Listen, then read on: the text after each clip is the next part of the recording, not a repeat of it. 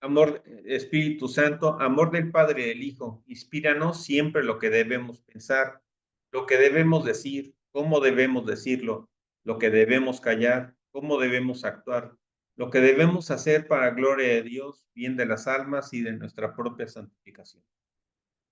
Espíritu Santo, danos agudeza para entender, capacidad para retener, método y facultad para aprender, sutileza para interpretar, gracia y eficacia para hablar.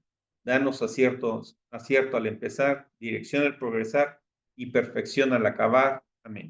En nombre del Padre, del Hijo, del Espíritu Santo. Amén.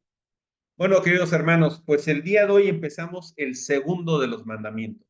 Este segundo mandamiento vamos a dedicarle justamente nuestra catequesis del día de hoy. Y sabemos que se habla acerca de no tomarás el nombre de Dios en vano. Tiene muchas características que me da mucho gusto que vayamos desarrollando poco a poco, porque está centrado mucho en el tema del nombre, ¿no? El nombre. Entonces nos dice el catecismo que este segundo mandamiento regula el uso de nuestra palabra en las cosas santas. Si bien es cierto, es el nombre, también hace una extensión a todo lo que tiene que ver con la palabra, con la importancia de darle fuerza y significado a las palabras que solemos usar, para no utilizarlas justamente de manera incorrecta, sino que las utilicemos como, pues como están pensadas, ¿no? Nos dice este catecismo que tenemos la obligación de reconocer a nuestro Creador y darle gracias. O sea, este segundo mandamiento tiene como principal función reconocer a Dios, identificarlo como esa gran creador a quien por la misma creación le debemos todo el amor, todo el respeto, toda la veneración y al único al que tenemos que alabar y darle gloria en todas las cosas que nosotros hacemos, en cada paso que damos, en cada acción que nos llega a suceder, darle gracias por lo bueno que nos da, por las cosas, las carencias que tenemos, porque por aquellas cosas que no entendemos, por todo aquello que nos sucede, ¿no? Es darle gracias a Dios y darle honor a Dios, es tanto como el aire que nosotros respiramos. Deberíamos de verlo como ese algo, ese alguien sin el cual nuestra vida sería imposible, porque no existiríamos, ¿no? Por esa razón nos dice que estamos obligados a darle justamente esa veneración que le corresponde solo a Él, ¿no? Eh, y ya decía yo que en este mismo elemento tenemos que pensar mucho en el valor y el peso y el significado que tiene cada una de las palabras que nosotros emitimos, ¿no? Decimos que hay que darle a Dios, tenemos que creer en Dios, en espíritu y en verdad. Pues aquí de lo que se trata es llevar a la verdad cuanta cosa nos sucede, ¿no? Entonces, pues por ejemplo, nosotros vemos ya entrando a lo que es el nombre, pues que en otros pueblos, eso creo que lo hemos abordado en otras catequesis, pero sí que es importante que tengamos la atención del significado de las palabras y los nombres, porque otros pueblos en otras sociedades, en otros tiempos, siempre le conferían una importancia grande al significado del nombre que se le pone a una persona, ¿no? En el pueblo antiguo de Israel, por ejemplo, siempre el ponerle un nombre a alguien no era algo tan trivial, sino era algo muy importante, ¿no? En otras culturas, inclusive el nombre puede ir cambiando en determinadas ocasiones porque el nombre era algo poderoso. El nombre encerraba algo que tiene que ver con algo que describe la forma de ser. En el pueblo de Israel antiguo, de hecho, era el mencionar el nombre de alguien, era como hacerlo presente. Y era, si nosotros, pues puede ser hasta como hoy en día nosotros lo pensamos, ¿no? Si yo menciono el nombre, por ejemplo, de Miguel, de Consuelo, de Augusto, de Juan, de Pedro, de alguna forma me viene a la mente esa persona con quien yo directamente lo estoy identificando. Y es como traer presente a esa persona ahora mismo enfrente de mí, ¿no? Cuando yo me refiero a otra persona, estoy yo no grabando o no haciendo referencia en mi cabeza a un nombre, a unas palabras, sino realmente tenemos en nuestra cabeza la idea, la imagen, la figura de ese alguien, ¿no? Y era así como lo veía el pueblo de Israel.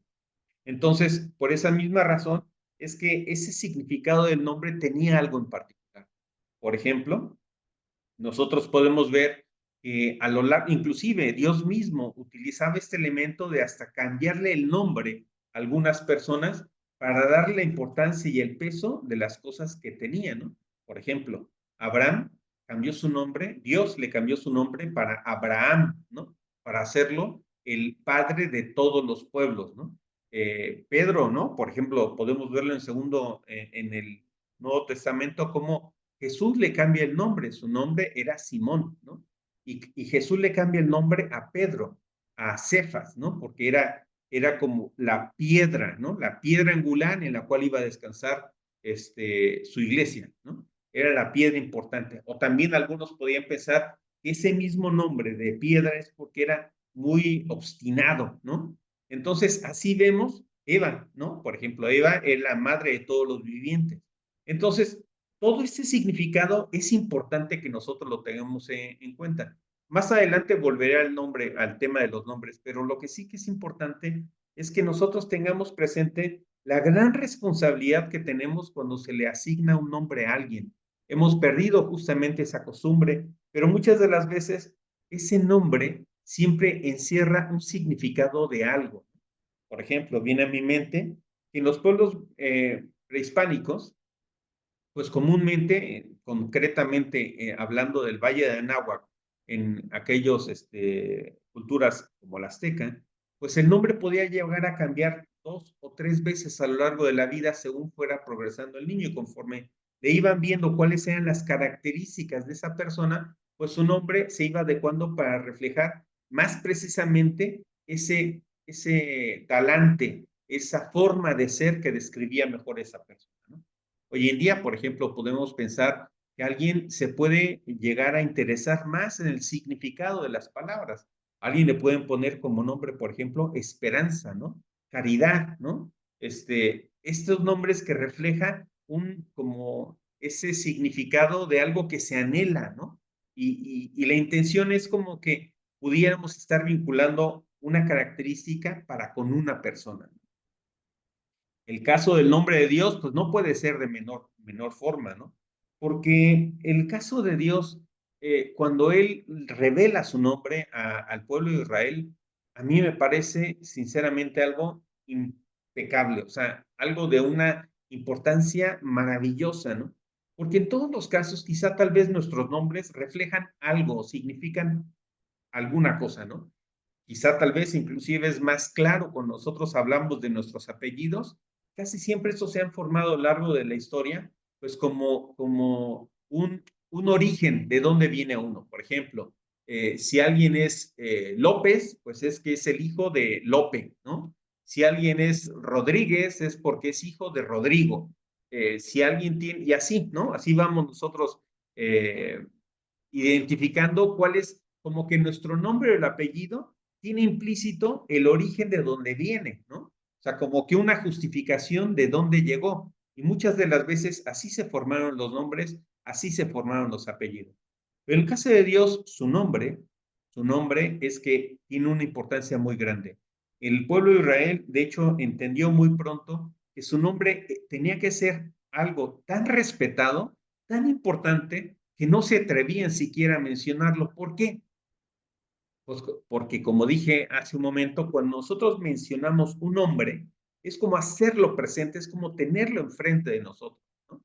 El caso de el nombre de Dios que se lo reveló a Moisés, el nombre es Yahvé, ¿no? A Dios le fueron llamando de muchas formas, quizá tal vez por sus características, el creador, el maravilloso, el todo complaciente, en fin, hubo muchos nombres, ¿no? Adonai, en fin, todo esto en hebreo, ¿no?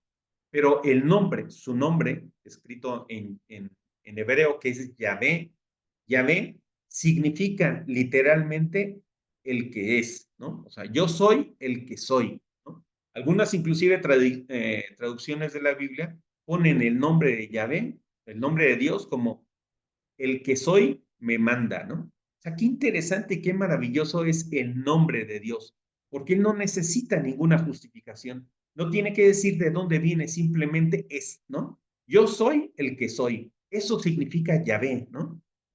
Soy el que soy, porque no tiene ningún inicio, no tiene ningún fin, ha existido siempre y no necesita ni de nada ni de nadie para justificar su existencia. Eso significa Yahvé, ¿no? Con el tiempo, el pueblo de Israel creía y consideraba que era algo tan especial, tan importante, el que solamente en determinadas ocasiones se mencionara por su nombre a Dios, que a la palabra Yahvé le quitaron las vocales para que fuera impronunciable, ¿no? Para que eran como las letras, estaban ocultas, para que nadie supiera cuál era su nombre y no se utilizara con gran ligereza su nombre para hacer cualquier cosa. Y bueno, esto dio origen a otras deformaciones, ¿no? Habrán escuchado todos, inclusive en las Biblias protestantes, a Yahvé, a Dios, no se le llama Yahvé, sino se le llama Jehová, ¿no? Que es una deformación y una unión de dos nombres, que en sí mismo Jehová, como tal, no significa nada, porque es la unión de dos vocablos diferentes hebreos que se pusieron para dar origen y deformaron con el tiempo, y era Yahvé, perdón, y era Jehová, pero ya digo que no significa nada. Cuando hablamos de que el nombre de Dios es tan importante, pues no podríamos nosotros pensar en que el nombre de Dios no significara nada, ¿no? Por eso es que el nombre de Dios es Yahvé, ese es su nombre, ¿no? Yo soy el que soy, el que es, eso es lo que significa. Entonces, bueno, pues ese es su nombre. Y luego cuando nosotros nos llegamos a pensar en que Dios le confirió su nombre a Moisés, qué interesante es esto, ¿no? Porque solamente cuando alguien establece una relación de confianza con otra o con otras personas, es cuando nosotros confiamos cosas, ¿no? Imagínense, si nosotros decimos que cuando nosotros hacemos presente a una persona cuando la pensamos, cuando mencionamos su nombre, entonces, ¿qué nivel de confianza ya desde aquel principio de los tiempos con Moisés le confiere su nombre Yahvé para que sea como esa cercanía, ¿no? Ese creador de todo, ese Dios infinito y omnipotente, tiene esa capacidad de hacerse pequeño para confiarle su nombre a una criatura tan pequeña como el hombre, ¿no? Y es así como le confía su nombre. Y entonces podemos nosotros tener la seguridad, la tranquilidad y la confianza de que Dios nos quiere cerca y que sí que Él ha buscado estar cerca de nosotros porque nos ha conferido ese nombre, ¿no? Y evidentemente por esa misma razón es que es tan importante que ese nombre lo utilicemos pues con una responsabilidad importante, que le demos su peso y su importancia a Dios mismo para cualquier cosa. De ahí es donde viene una larga tradición en nuestra iglesia que se habla del temor de Dios. ¿Qué es el temor de Dios? El temor de Dios no es el estar espantados porque siempre hay alguien que siempre te ve, que siempre te ve, que siempre está pendiente de que te va a castigar, porque si bien es cierto, hay que nosotros, si nosotros nos dirigiéramos siempre con recta, con una vida recta, unos principios de honestidad, de humildad, de congruencia, de ser conscientes, de vivir nuestra fe con nuestra vida normal, pues no tendríamos nada de qué preocuparnos o de qué tener miedo, ¿no? Sin embargo, ese temor de Dios no se trata ni se refiere a ese Dios castigador que todo el mundo, todo el tiempo te está viendo y si te portas mal, te voy a castigar. No es como la mamá, ¿no? Que cuando éramos pequeños, te voy a dar un chanclazo, ¿no? Porque te portaste mal, ¿no? No, no va por ahí el tema. Sino el temor de Dios o el santo temor de Dios a lo que se refiere es a que con mis actos, con mi comportamiento, yo me aparte tanto de aquella persona que es tan importante para mí como es Dios, y con ese comportamiento yo me aparte de Dios, que no pueda estar a la altura de seguir a Dios mismo. Entonces, el temor de Dios realmente a lo que se refiere es a cuidar que mis actos y mi comportamiento, mis pensamientos y mi corazón no engloben algo que no pueda, que no, me aparte del camino de Dios, porque Dios es mi vida, es mi todo, es mi creador. Por esa razón nosotros deberíamos siempre encaminar nuestros actos a tener una vida buena, una vida santa. Y ese temor de Dios es el apartar mi camino de eso. Es así como tenemos que mirar ese temor de Dios. Evidentemente, como decía, que Dios siempre nos mira, claro que siempre nos mira, o sea, no hay ningún lugar que Dios no pueda ver ni pueda entender, ni en lo público ni en lo privado, que quede ajeno a Dios. Dios lo es todo, ¿no? Si nosotros tuviéramos siempre presentes eso en nuestra cabeza, que aún en esos actos, cuando estamos nosotros en nuestra total y absoluta privacidad, donde aparentemente nadie nos ve, tenemos siempre tener presente que Él sí nos ve, que Él sí está presente. Por esa razón, aquellos actos que a veces nosotros nos podrían avergonzar si los demás se enteraran de ello, pues en vez de estar con ellos, de decir, ah, aquí no le hago nada a nadie, no le genero ningún problema a nadie, ese tipo de sentimientos que nosotros tenemos encerrados en nuestro corazón, es importante que sepamos que Dios sí lo ve, sí lo conoce, sí está ahí. Por eso es que lo mejor que nosotros podemos hacer es no anidarlos, no fomentarlos, no procurarlos, sino más bien procurar lo contrario, ¿no? Entonces, por esa razón es que esto, repito, lo digo no con el asunto de decir, ah, es que Dios me ve por todos lados, no, pero es que Dios también nos ama infinitamente. Y Él, a pesar de que pudiera no estar de acuerdo con nosotros, aunque no le haga feliz todo lo que nosotros hacemos, nos respeta todo lo que hacemos y nos ama profundamente. Entonces, pues nosotros deberíamos más que estar preocupados porque Él nos ve o no nos ve, pues que nosotros deberíamos estar, que es un poco la intención del catecismo, estar haciendo que nuestros pensamientos, y es más, esto nos puede servir hasta para nuestros ratos de oración, diciendo, Señor, que mis pensamientos sean los pensamientos que tú quieres tener de mí, ¿no? Que yo viva en ti, que seas tú el que esté dentro de mis pensamientos, que de hecho, hay una frase de alguna persona que dice, es que cuando nosotros no nos preocupa lo que Dios piense de nosotros, es cuando empieza a importarnos lo que los demás piensen de nosotros. Es decir, cuando sacamos a Dios de nuestra cabeza, es cuando dejamos que los demás, la opinión de los demás, entre en la de nosotros y entonces ya no somos libres para actuar, sino actuamos siempre un poco presionados por el qué dirán, por el qué van a opinar los demás de mí. Pero, queridos hermanos, si nosotros pensáramos como Dios quiere que nosotros pensemos de Él, o como Él quiera que no, como nosotros querramos que Él piense de nosotros, pues ¿qué nos podría preocupar lo que los demás piensen de nosotros mismos, ¿no? Si estamos con Él, entonces no deberíamos anidar otro tipo de pensamiento. Nos dice el catecismo que de la abundancia del corazón habla nuestra boca. Cuidemos, quizá estemos como revisores, ¿no? Acerca de cuáles son nuestros comentarios, qué es lo que nosotros decimos, porque muchas de las veces, siempre, lo que nosotros, como dice esta frase, de lo que abunda en nuestros comentarios, está lleno de nuestro corazón. Entonces, ¿qué comentarios solemos hacer? ¿Envidias? Pues no sé, críticas a otras personas, pues es que a lo mejor hay algo que purificar, hay algo que hacer dentro de nuestro corazón que deberíamos pedirle a Dios, primero que nada, que nos ayude y después nosotros poner nuestra voluntad para que eso lo podamos ir cambiando.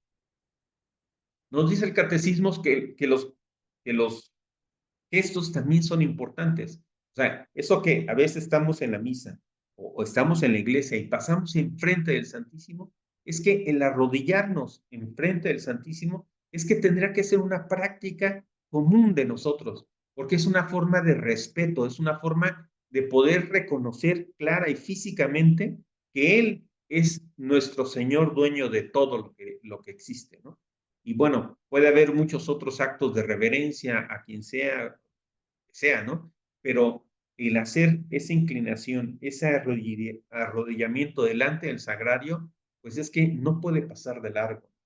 Tristemente, por ejemplo, ayer justamente iba yo a misa y luego da un poco de tristeza como a veces hasta los mismos sacerdotes, que son los elegidos por Dios, han dejado que se enfríe ese corazón, ¿no? Que se haga duro.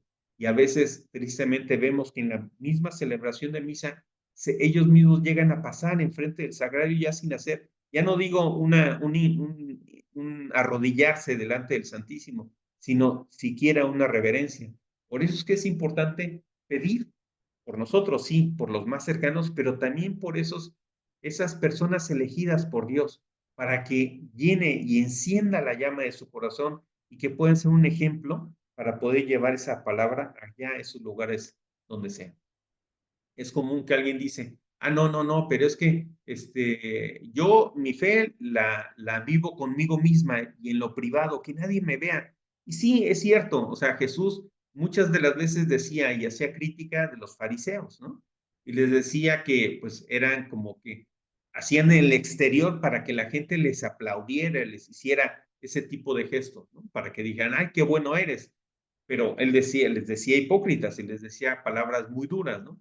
Inclusive hay ese consejo que dice, si vas a orar, hazlo, si te vas a arrepentir, pues a hacer alguna muestra de sumisión, hazla en lo privado, que nadie se entere, ¿no? Pero por otro lado, sí que también tenía otras muestras donde decía, es que hay que vivir nuestra fe en espíritu y en verdad. No te arrepientas de hacer con gestos externos lo que de tu corazón mana, ¿no? Y porque muchas de las veces nos acostumbramos a olvidarnos de esos gestos externos que al final la gente termina olvidándolos, ¿no? O sea, a veces ya nadie los hace, nadie los practica y terminamos olvidándolos. Si al final de esta misma catequesis, pues ahora inclusive yo mismo hablaré de algo similar con esto que son los gestos, ¿no? Que los gestos son importantes, porque también muchas veces los gestos son observados por las demás personas y a veces también eso sirve como un instrumento para atraer a la gente de Dios. Entonces, bueno, pues los gestos son importantes, es lo que nos dice el catecismo. Luego, el catecismo también nos habla acerca de los abusos que se da del nombre de Dios y nos previene de cosas y nos dice el catecismo, es importante que no hagan unos usos inconvenientes del nombre de Dios, porque pues a veces hacemos chistes irreverentes, a veces hacemos amenazas del castigo de Dios, en fin, a veces metemos a Dios en cosas que no hace falta meter a Dios, ¿no? Alguien dice, yo por ejemplo, hace tiempo tenía pues como mucha costumbre, decía, no, este problema ni Dios lo arregla, ¿no? O sea, ¿qué tiene que ver que nosotros metamos a Dios en cosas que son totalmente ajenas a Él? O sea, como que tenemos que guardar siempre ese cuidado de referir a Dios para las cosas que son de Dios, que las cosas que son importantes, pero las cosas que son triviales, que son vanas, pues no deberíamos de acostumbrarnos a meter el nombre de Dios o las cosas de Dios en ellas, ¿no? Deberíamos siempre dirigirnos con ese respeto y con esa reserva para las cosas que son importantes. Ya digo yo que hay veces que alguien dice, pues es que Dios te va a castigar. Y estamos hablando de que alguien, un chico, un niño, no hizo su tarea, ¿no? Bueno, ¿qué tiene que ver en esto Dios? ¿Por qué razón lo metemos a eso? Simplemente vamos a generar esa idea de que, es que Dios es un ser castigador y entonces, o sea, no contribuye a crear una idea correcta de lo que Dios es, ¿no? Por eso es que debemos de, como dice el catecismo, debemos de cuidarnos de no utilizar para cosas vanas el nombre de Dios. Otro de estos usos, malos usos, es, por ejemplo, afirmar que tenemos la razón porque Dios, que todo lo ve y que todo lo ve, lo va a juzgar. O sea, no deberíamos tampoco, digamos que serlo presente en eso. Tenemos que tener presente que cuando se menciona a Dios es porque un poco, es lo que nos dice el catecismo, es como aquellos primero pueblo de Israel, ¿no? Y cuando tú mencionas a alguien, lo haces presente, lo tienes aquí de testigo para algo. Así de que vale la pena que nosotros restringamos el uso de Dios y las cosas de Dios para las cosas que realmente tienen razón. Hay algunos que decían, pues utilizan a Dios para autojustificarse.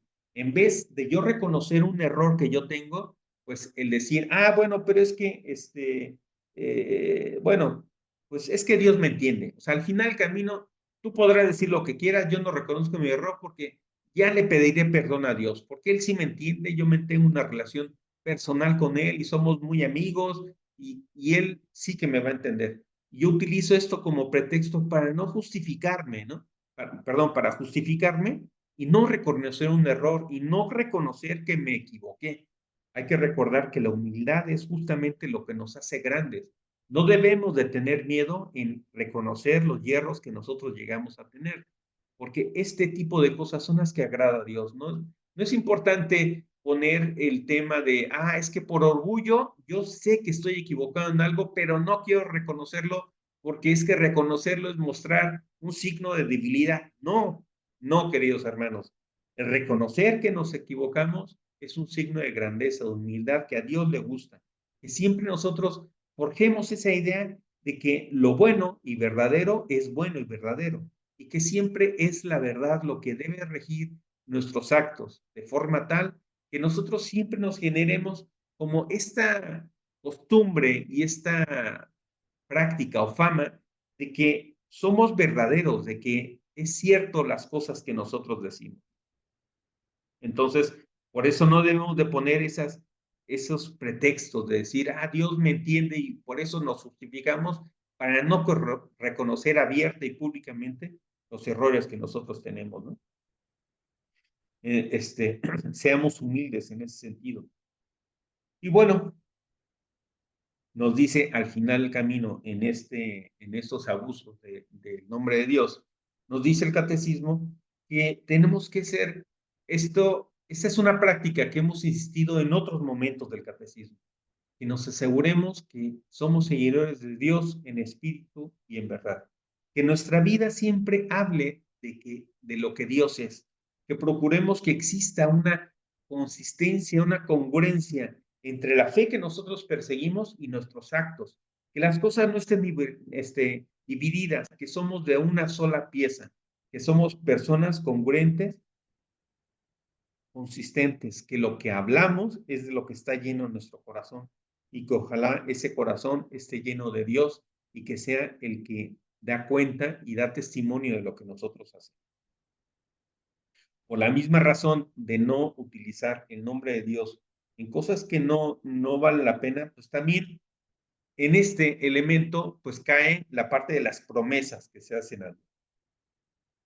Y entonces nosotros tenemos que ser conscientes que cuando se hace una promesa a Dios, pues tenemos que tener en cuenta que esas promesas, pues al momento que hacemos una promesa, es que estamos poniendo todo el testigo a Dios en las cosas que se hacen. Por eso nos dice y recomienda altamente el catecismo.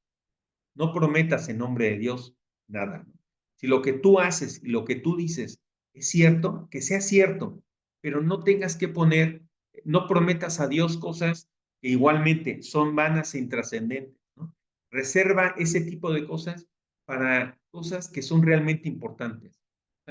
Por ejemplo, una promesa de decir, oye, Dios, te prometo que si me concedes esto, yo te cumplo X manda o X cosa. O sea, vamos, que hay cosas que luego la gente hace cosas tan triviales como que si gana mi equipo de fútbol ese que se anota el penalti este jugador, te prometo que me voy de rodillas a la villa, ¿no? Al santuario de la Virgen. O sea, no. O sea, ¿por qué? Porque estos son a chantaje, ¿no?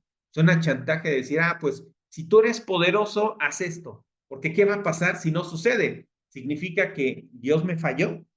¿Eso es lo que estamos diciendo? No, Dios no falla. Entonces lo que significa es que tratemos de evitar este tipo de cosas y no metamos a Dios en las cosas que al final del camino, pues no son tan relevantes o tan importantes. Si nosotros ponemos a Dios como testigo en algo, entonces, pues evidentemente el no cumplir ese algo es como si a Dios lo pusiéramos como un mentiroso, ¿no? O sea, como que si yo prometo esto por Dios, es como si, por ejemplo, llevado otra cosa. Si quizá tal vez yo doy un argumento y digo, es que esto me lo dijo fulano de tal, que al final del camino ese fulano de tal tiene una imagen de respetable en nuestra sociedad, de una persona muy sensible, una persona que toda la gente le cree. Entonces, si yo prometo algo por esa persona, pues me van a creer, ¿no? A lo mejor es porque a mí no me creen, a mí mismo no me creerían, pero si yo digo que es en nombre de Él, sí me creerán, porque esa persona me respalda, ¿no? Así es exactamente lo que haríamos si nosotros prometemos en nombre de Dios, ¿no? Porque si nosotros prometemos en nombre de Él o prometemos por Él, pues lo que estamos nosotros haciendo es que estamos poniéndolo como testigo y si nosotros no cumplimos, estamos fallando y estamos quedando o imaginando que si esta promesa la hacemos delante de un budista o de un musulmán, pues vamos a quedar como que nuestro Dios es un Dios mentiroso. Y pues esto es algo absurdo e incongruente. Por esa razón, evitemos de hacerlo. Porque si lo hacemos, si llegamos a hacer, o sea, el catecismo no dice no lo hagas, pero sí dice, oye, resérvate para aquellas cosas que realmente son importantes, porque si realmente haces una promesa, entonces tienes que cumplirla y tienes que cabalmente cumplir lo que te has comprometido porque lo has prometido ante Dios, ¿no? Y ante Dios, pues no podemos estar haciendo, pues no podemos ser volubles ni cambiar de opinión y demás porque lo has puesto como testigo. Por esa razón, como nosotros sí somos volubles, como nosotros sí podemos cambiar de opinión, pues tratemos de evitar ese uso y mejor pongámoslo a él como testigo en las cosas que realmente valen la pena. Nos dice, de hecho, nosotros ya sabemos cómo es ese sí de Cristo, ¿no? O sea, cuando nosotros tengamos esa tentación de poner a Cristo como testigo, pensemos cuál es el sí de Cristo, ¿no? Cuando ponemos a ese Dios como testigo. Porque, ¿cuál era el sí de Cristo? El sí de Cristo, pues fue ese que nosotros vivimos en la cruz, ¿no? O sea, a ese nivel llega la promesa, ese sí, ese poner como testigo a Dios, ¿no? Y Cristo es nuestro principal maestro que de esto hizo una evidencia en las cosas que hacía. Entonces, en ese sí de Cristo, Él abrazó la cruz y abrazó esa humildad, esa obediencia, esa mansedumbre, todas esas características es el valor y el peso del sí de Cristo que hizo para con su Padre. Ese es el nivel al que nosotros debemos de comparar. Por eso es importante que lo tengamos como ejemplo y cuando nosotros realmente pongamos a Dios como testigo de algo, usemos esa imagen de Cristo para que se vea cómo fue ese sí que Él hizo de nosotros. Entonces, recordemos siempre que si bien Cristo, Dios es amor, Dios también es verdad. Entonces, por esa razón es que procuremos siempre que nuestra verdad sea simplemente la verdad, ¿no? O sea, porque Dios, cuando lo ponemos con testigo, sí es amor, pero también es verdad. Y tenemos siempre que respetar ese principio de que Dios es verdad. Ya decíamos la catequesis pasada, que seguramente cuando nosotros pasemos de esta vida, seremos juzgados no solamente por la parte de lo que es el, no solamente no seremos juzgados solamente por el amor, que sí, seguramente seremos juzgados por el amor, pero también por la verdad. Ese es un punto muy importante que tenemos que tener presente y no olvidar nunca, ¿vale? Entonces, bueno, ese es un elemento que tenemos que ver. Y bueno, después el catecismo nos habla de la blasfemia, ¿no? ¿Qué es la blasfemia? La blasfemia nos dice el catecismo que es todo aquello que sea un mal uso de las cosas de Dios. Entonces nos dice que la blasfemia directamente se opone a Dios y consiste en proferir palabras de odio, de reproche, de desafío o injuriar a Dios. En eso es en lo que consiste la blasfemia, ¿no? Entonces, por eso es que debemos tener cuidado.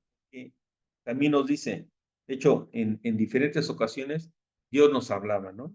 Cristo se os ha dicho que odies a quien os odia. Y sin embargo, Cristo enseñó, justamente nos hablaba de que había que amar a los enemigos, nos decía, Se os ha dicho eso, que odies al que te odia, pero yo te digo que ames a aquel que te odia, que le des buena cara a quien te da mala cara. En fin, todo ese tipo de cosas son las que justamente las enseñanzas de Cristo nos hacía dar, ¿no? O sea, apreciar al que te desprecia, esa era la parte de las enseñanzas que Cristo nos daba. Y luego nos decía, por eso el catecismo, que el remedio contra la blasfemia, pues es la confianza en Dios. Es el decir, yo a veces me suceden cosas, Dios mío, que yo no entiendo, que yo no sé por qué suceden. Pero cuando no las entiendo, por esa razón, lo que yo te digo es que me fío de ti, que mi confianza esté en ti, que a veces yo no sé por qué me pasa esto que me está sucediendo, yo no sé por qué las situaciones están de esta forma, pero lejos de blasfemar en contra de ti, lejos de decir cómo es posible que sucedan, o sea, vamos, en vez de criminar eso, yo digo, Dios, yo confío en ti porque tú sabes más y yo me fío de eso porque tú sabes más, ¿no? Entonces utilicemos como un elemento importante para estar integrado en nuestras oraciones. Nos dice también el catecismo que la prohibición de la blasfemia se extiende no solamente a Dios, sino a la iglesia, a los santos, a aquellos que son representantes de la misma iglesia y en general a todas cosas que son consagradas. Es decir, aquí tenemos nosotros que la blasfemia, o sea, vamos, aquí no cabe eso que mucha gente dice, yo en Dios sí creo, pero en la iglesia no, no, porque aquí claramente lo que nos dice el catecismo es que lo que nosotros digamos que estamos en contra de Dios y estamos, o sea, podemos decir, yo a Dios sí lo quiero, pero odio a la iglesia. Al odiar a la iglesia estamos odiando a Dios. No hay vuelta de hoja, son inseparables. Es lo mismo, es la misma situación y obviamente para con los sacerdotes, para con los santos, para con la Virgen, por supuesto, y para las cosas de consagradas, ¿no? La liturgia, el cáliz, todo ese tipo de elementos de la liturgia también son cosas sagradas y por lo cual también se debe de tener mucho respeto, ¿no? Por ejemplo, el caso que nos ponen como ejemplo en el catecismo era justamente en el momento de la conversión de Pablo, ¿no? Cuando él lo tira del caballo y entonces le dice, Saulo, Saulo, ¿por qué me persigues? ¿No? Y él dice, ¿quién eres tú? Y él dice, yo soy Cristo, a quien tú persigues.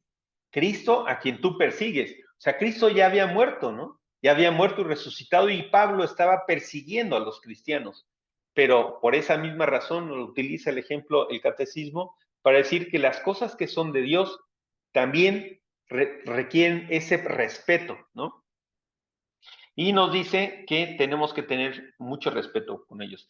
Tristemente, por ejemplo, aquí en España, pues se ha utilizado y se ha deformado muchos usos. Por ejemplo, es que la palabra hostia, hoy en día que es imagínense, o sea, el elemento más importante que encierra en sí mismo la forma que en el cáliz, cuando está consagrada, es mismo el cuerpo de Cristo, aquí en España se ha tomado ya hoy, hostia, pues se utiliza más como para decir, referirse a que se dio un golpe o que se iba muy, o sea, vamos, que le han cambiado el significado, pero no debemos de permitir eso que pase en nuestras vidas. Por eso, ni como chistes, ni como argumentos, no, no, o sea, nosotros tenemos que ser consistentes y respetar las cosas de Dios en todo lo que hacemos, en nuestra forma de hablar, en nuestra forma de actuar. Tenemos que llevarlo de esta manera, ¿no? Entonces, también nos dice finalmente en este apartado de la blasfemia, el catecismo, que también una forma de blasfemar es aquello que consiste en torturar, asesinar, de esclavizar a los pueblos, de utilizar a los demás en nombre de Dios, ¿no? O sea, hacer la guerra en nombre de Dios es otro elemento que también es parte de la blasfemia, es utilizar a los demás y justificar nuestras acciones en nombre de Dios. Eso también es una forma de blasfemar. Y en ese sentido, por ejemplo, obviamente recordamos aquella conferencia que dio el Papa Benedicto XVI y que fue muy criticado en los círculos musulmanes, porque él dijo claramente, criticaba este punto justamente, ¿no? Que el tomar a Dios como un testigo extremista, o bien llamar mártires, aquellos que se asesinan a sí mismos, pero causando muerte a todos los que están a su alrededor, ese es un pecado contra Dios mismo, ¿no? Fue muy criticado, pero justamente esos son los rasgos que hace importante, válido y original a nuestra propia religión, ¿no? El que se habla a tiempo y a destiempo siempre de los mismos mensajes, ¿no? Bueno, pasando de ahí a partir del punto 2149 del catecismo, pues también nos habla como una transgresión, este segundo mandamiento, los juramentos, ¿no? Los juramentos. Entonces, aquí nos dice el catecismo que no debe utilizarse el nombre de Dios para hacer como un uso mágico de su nombre, ¿no? A decir, es que Dios mío, te prometo el juramento tal, como que si yo voy a hacer este rito pronunciado de esta manera y voy a decir las palabras mágicas de Dios, invocándolo en este preciso momento, se me va a conceder las cosas que yo estoy pidiendo. No, no, queridos hermanos, es un mal uso de usar el nombre de Dios en vano, ¿no? Es el estar haciendo juramentos para cosas que no, que son como mágicas, ¿no? Porque no es así, o sea, vamos, que Dios no opera de esta manera. Pidamos siempre a Dios que quiera, que nosotros querramos lo que Él quiera para nosotros, pero no se empecinemos ni encaprichemos en cosas que Dios quiere para nosotros, vamos, que no son para nosotros mismos, ¿no? Evidentemente, como siempre lo aprendimos todos, está prohibido jurar en nombre de Dios, jurar en falso, ¿no? O sea, decir, bueno, pues yo juro por Dios tal cosa. Podemos decir la palabra juro o no podemos, o podemos bien omitirla, pero sí el sentido que nosotros estamos hablando es de juramento, ¿no? Como decía San Pablo en alguno de sus prédicas, ¿no? Él decía, pongo a Dios como testigo de, ¿no? O sea, no es que esté prohibido, igualmente regresamos a ello, pero que tenemos que utilizarlo para cosas que realmente son de una importancia capital, no para cualquier cosa vana o irrelevante, ¿no? Dejémoslo justamente para cosas muy, muy, muy serias, ¿no? ¿Qué decir del perjuro, no? El perjuro es cuando se jura algo, cuando sabemos de antemano que algo es falso, ¿no? Por esa razón es que, inclusive hasta que no sea, aún con promesas que no llegan al nivel de juramento, pero por esa razón es que algunas ocasiones, pues cuando se declara nulo algún matrimonio, es porque se hizo una promesa sin estar consciente de ello, ¿no? O sea, uno de los contrayentes puede estar diciendo, yo te prometo fidelidad en la enfermedad, en la bonanza y en la adversidad, y todos los días de mi vida hasta el fin de nuestros días, pero a lo mejor realmente no lo está creyendo, no está pensando, ni está creyendo que eso es real, ¿no? Entonces, ese es un elemento de cometer perjuro, ¿no? El lenguaje es muy importante, muy, muy importante, como hemos dicho. Nos dice y nos recomienda altamente el catecismo. No jures, no jures, ¿no? O sea, si tú has de decir que algo es sí, es porque es sí. Si dices no, es no. Pero no digas, te juro tal, por Dios que esto es cierto. No, mejor que tu reputación y la calidad de la veracidad que tienes, que se construya por tus propios actos. No metas a Dios en esto de forma tal que si tú dices sí, siempre todos sepan que un sí es sí. Si dices no, es un no, pero no tengas que meter a Dios entre caminos para que te puedan creer por todo lo demás que ya hemos estado hablando, ¿no? Nos dice también que dejemos, como he dicho, que juramento solamente para cosas muy, muy extremas, ¿no?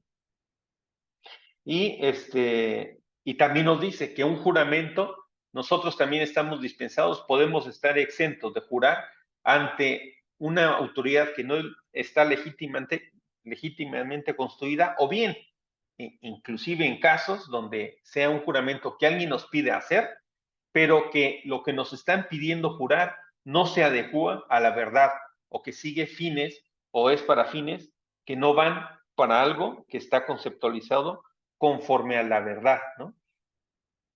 Que no constituyen la verdad. Eso es lo que nos habla el catecismo del juramento.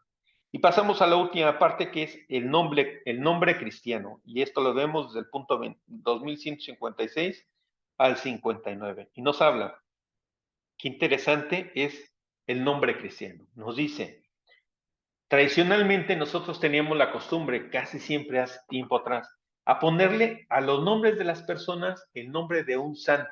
Porque cuando nosotros hacíamos eso, justamente lo que nosotros estamos haciendo era conferir la protección de ese santo a esa persona, ¿no? Entonces lo encomendábamos a ese santo para que lo utilizara como modelo, para que encomendarlo a él, para que siguiera su ejemplo, en fin, de una cosa buena. Qué importante es el bautismo, porque cuando nosotros damos como padres un nombre a una persona, pues sabemos que ese es el nombre con el que se le va a llamar en la eternidad, ¿no? Pero por esa razón es importante tomarnos en serio los nombres, ¿no? Que el nombre signifique algo que tenga un sentido, o bien que lo encomendemos a un santo, para que ese santo sea como su patrono, sea su cuidador, que sea a quien le estamos encomendando a ese niño, ¿no?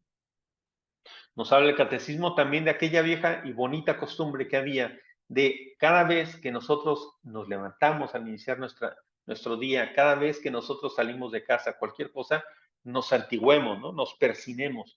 ¿Qué significa eso?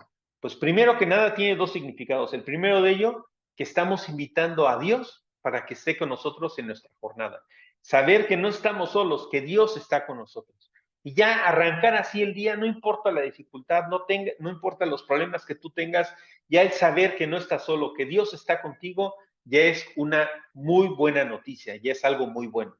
Y la segunda, no menos importante, es que nosotros no pensemos que por el hecho de que hacemos esto, pues todo va a ser como maravilloso, ¿no? Sino que también tengamos presente que cuando nosotros nos santiguamos y hacemos el signo de la cruz, es eso, estamos haciendo el signo de la cruz, que nosotros estamos iniciando nuestro día y estamos pidiendo abrazar nuestra cruz, que no aborrezcamos los conflictos y los problemas que nosotros tenemos, sino que abracemos esos problemas que tenemos. Como dijimos antes, Dios sabe más. Dios, me encomiendo a ti, ayúdame a llevar esta cruz, la abrazo como algo que tú has pensado y que has llevado para mí, y yo sé que no estoy solo, yo sé que no estoy sola, que tú estás conmigo. Por eso la acepto y la tomo con mucha dignidad para este día que voy a empezar. Lo mismo cuando voy a iniciar el día, cuando salgo de casa, o bien al terminar la jornada del día y nos vamos a dormir, ¿no? Como un agradecimiento a todo lo que sucedió en ese día y que abrazamos en ese día siempre esa compañía de Dios, ¿no? Entonces, pues es ese signo, ¿no? Por eso nos recomienda altamente que hagamos ese signo de persinarnos, ¿no? Santiguémonos. Inclusive cuando nos llegue ese momento de las tentaciones, aquella situación que estamos viviendo, en ese momento, el hacer ese signo de la cruz es como que de alguna forma hacer una especie de exorcismo, ¿no? Es poner a Dios como testigo y pedirle esa ayuda para aquello que me está quitando el sosiego, que me está quitando la calma. Y bueno, nos dice el catecismo, cierra con esa parte y nos refiere a aquel pasaje del Apocalipsis donde nos dice, y entonces vi un cordero, y alrededor de ese cordero había 144,000, ¿no? Y cada una de esas ovejas tenía, dice que tenía inscrito en su frente el nombre del cordero y del Padre, ¿no?